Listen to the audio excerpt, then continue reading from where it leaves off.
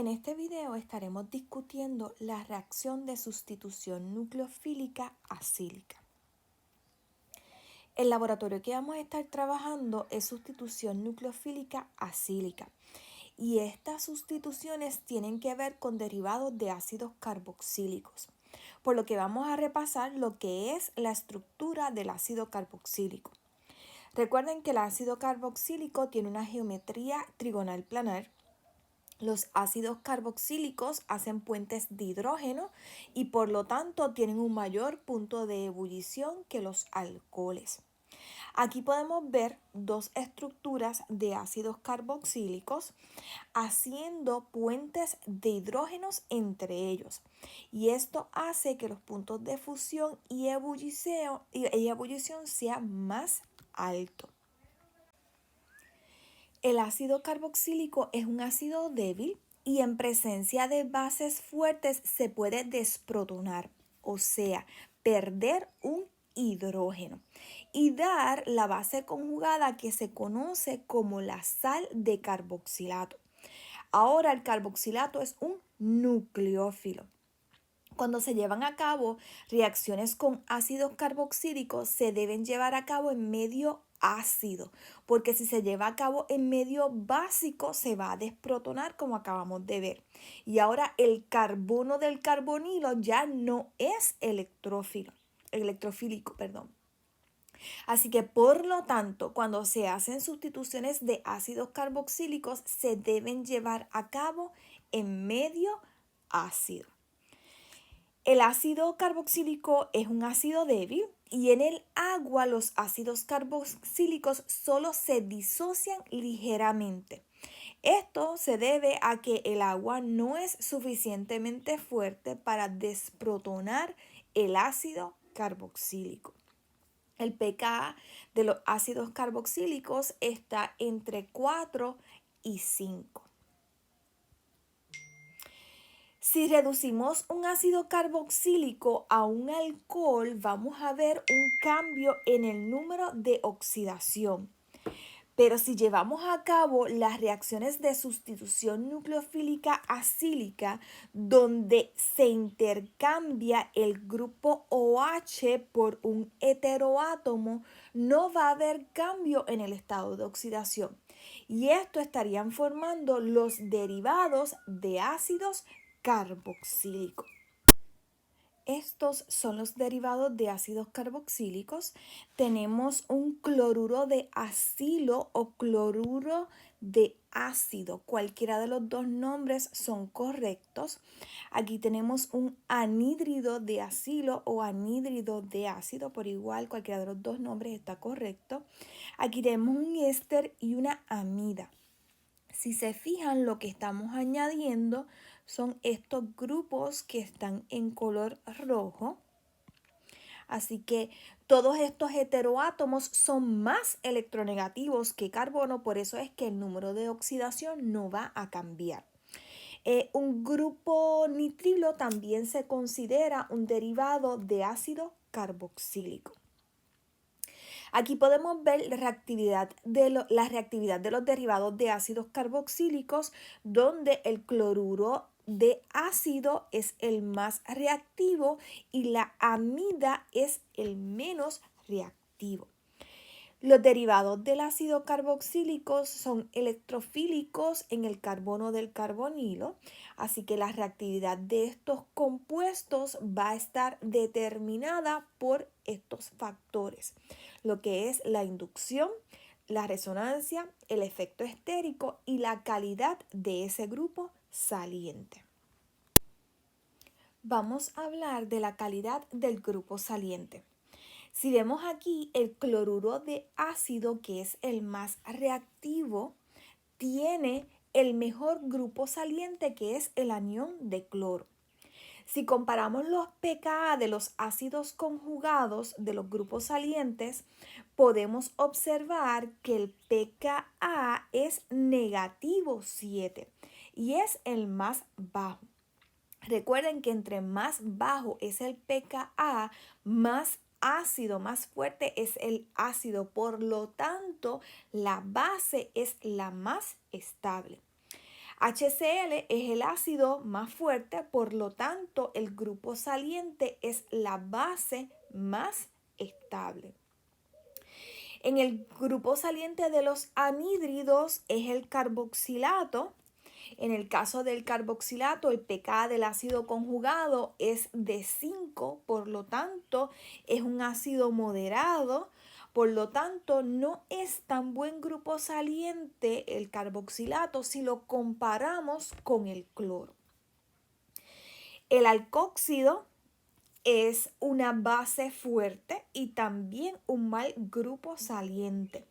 Su ácido conjugado, que es el alcohol, tiene un pKa de 16. El peor de los grupos salientes es el anión de amida, tiene un ácido conjugado, NH3 es su ácido conjugado, que es amonia, y el valor de ese pKa es de 38. Por lo tanto, podemos relacionar la calidad del grupo saliente con la fortaleza del ácido conjugado. Así que entre más fuerte el ácido conjugado, mejor grupo saliente es. En los derivados de ácidos, el más reactivo es el que posee mayor energía, por lo tanto es el más inestable. En este caso, el más reactivo es el cloruro de acilo y por ende el más inestable. Por lo tanto, a partir de él se pueden preparar los otros derivados de ácidos carboxílicos. Por lo tanto, el más reactivo se puede convertir en una especie más estable. Así que yo puedo bajar la escalerita, o sea, de el cloruro de acilo, formar el anhídrido ácido y así también el del cloruro de acilo formar el éster y así sucesivamente. O sea, puedo bajar la escalerita, pero no puedo subir la escalerita, ¿ok? Así que yo no puedo formar un cloruro de acilo a partir de una amida. Los haluros ácidos y anhídridos ácidos son relativamente inestables y no son comunes en compuestos naturales. Los ésteres y las amidas son abundantes en la naturaleza. De hecho, los ésteres nos dan el olor peculiar de las frutas, por ejemplo, las piñas, el guineo, la pera, etc. Cuando se hacen las reacciones de sustitución nucleofílica acílica, se hacen a partir de ácidos carboxílicos. Importante recordar que los aldehídos y las cetonas no pueden llevar a cabo la reacción porque no tienen un buen grupo saliente. También es importante recordar que esto no tiene que ver con la reactividad porque los aldehídos y cetonas son más reactivos que los ésteres. Así que los derivados de ácidos carboxílicos se someten a una sustitución nucleofílica acílica. Cuando llevamos a cabo la reacción, vamos a estar reaccionando con un nucleófilo, donde ahora el nucleófilo va a sustituir ese grupo saliente, pero el carbonilo permanece. Recuerden que los aldehídos y las cetonas no llevan a cabo este tipo de reacción. El mecanismo general tiene dos pasos. Este es el mecanismo en medio básico. Tenemos un nucleófilo fuerte que va a atacar el carbonilo y el enlace pi se rompe y se forma el intermediario alcohóxido. El intermediario se conoce como intermediario tetraédrico también. Luego el carbonilo se forma nuevamente a través de la pérdida de un grupo saliente. Y esto es porque el grupo saliente es un buen grupo saliente. La formación del enlace pi y la eliminación del grupo saliente va a estar ocurriendo en un solo paso. Así que a modo de resumen, en esta reacción se sustituye el grupo saliente por el nucleófilo. La reacción para que se lleve a cabo tiene que ser termodinámicamente favorecida Esto es cuando vamos de un carbonilo que sea más reactivo a uno que sea más estable o menos reactivo. Aquí tenemos un ejemplo y para esto recuerden la escalerita. Así que aquí tenemos un ejemplo. Vamos a ir de cloruro de acilo a un éster. Para ello vamos a necesitar un grupo alcoxi. En este caso vamos a estar utilizando metoxi, que es una base y nucleófilo fuerte, por lo que se lleva a cabo en medio básico. En el primer paso se lleva a cabo un ataque nucleofílico y se forma el alcóxido, y en el segundo paso vamos a tener la formación nuevamente del enlace pi y la salida del grupo saliente, en este caso el cloro, para entonces formar el éster. El mecanismo de esta reacción no es de una reacción de sustitución nucleofílica bimolecular, así que no es un proceso concertado.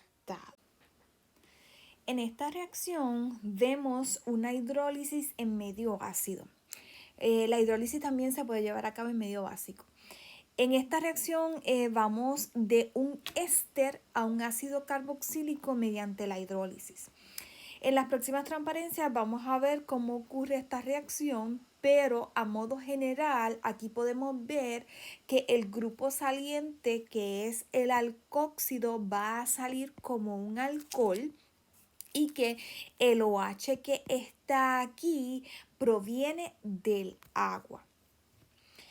El agua es un nucleófilo débil, por lo tanto se necesita mucha energía de activación para llegar al alcóxido. Así que el primer paso no será el ataque nucleofílico, porque no se produciría oxígenos cargados negativamente en condiciones acídicas.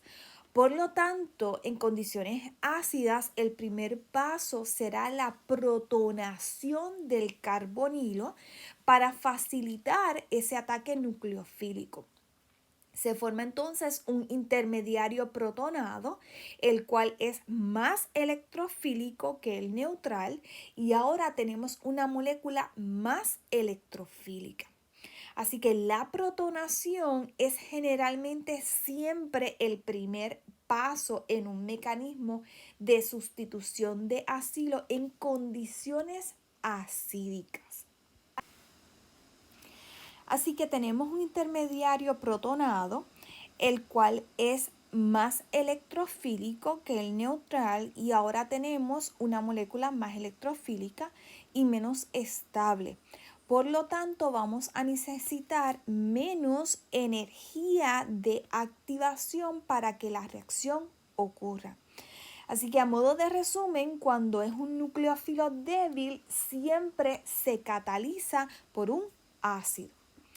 En condiciones básicas, el carbonilo no se protona primero, así que el nucleófilo, como es un nucleófilo fuerte, va a estar atacando al carbono del carbonilo para formar el intermediario tetraédrico. Así que tanto en medio básico como en medio ácido, el paso lento de la reacción es el ataque del nucleófilo al carbono del carbonilo. Otra manera para formar el éster es desprotonar el ácido carboxílico usando NaOH. Y le voy a escribir aquí cómo ocurre esta reacción.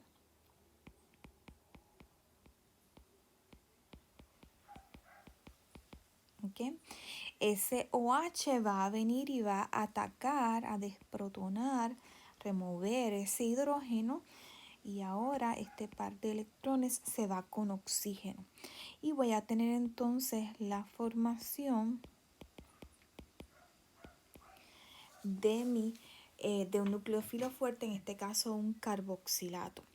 Esta reacción, para ser certeros, ocurre de esta manera.